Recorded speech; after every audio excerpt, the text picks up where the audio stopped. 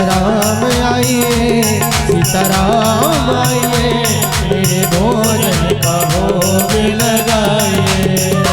राजा राम आइए, सीताराम आइए, मेरे भोजन का भोग लगाइए। गाइए। राजा राम आइए, सीताराम आइए, मेरे भोजन का भोग लगाइए। ओ मेरे भोजन का भोग लगाइए, ओ मेरे भोजन का भोग लगाइए, ओ मेरे भोजन का भोग लगाइए। हाँ मेरे भोजन का भोग लगाइए। और जो भगवान ने पुकारा तो मानो भगवान प्रतीक्षा ही कर रहे थे। भगवान इंतजार करते ही जैसे भक्त ने पुकारा तो भगवान प्रकट हो गए।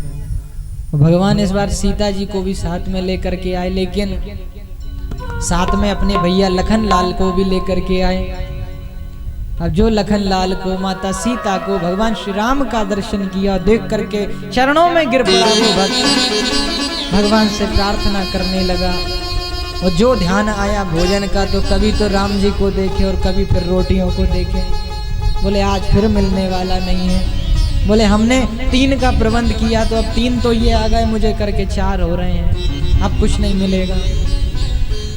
भगवान ने कहा क्या बात है बताओ तो सही, तुम्हारा मुख मलिन क्यों लग रहा है? बोले नहीं नहीं महाराज आप तो भोग लगा होगा देखा जाएगा। बोले महाराज एक बात बताए? बोले हाँ पूछो। बोले ये कौन है? बोले हमारे भैया हैं सगे। बोले अच्छा सगे भैया हैं? बोले हाँ सगे भैया हैं। बोले नहीं नहीं मैंने सोचा कहीं लगे पगे दूर नाते के होंगे। तो एक बात बताएं भगवान? बोले हाँ बताओ। बोले हमने भगवान के भोग का ठेका लिया है कि भगवान के संपूर्ण परिवार का ठेका लिया है? बोले भगवान आप इस प्रकार से क्यों कर रहे हो? मुझे तो आदि एकादशी तो आप मुझसे करवा ही देते हो, इस बार लगता है कुछ नहीं मिलने वाला।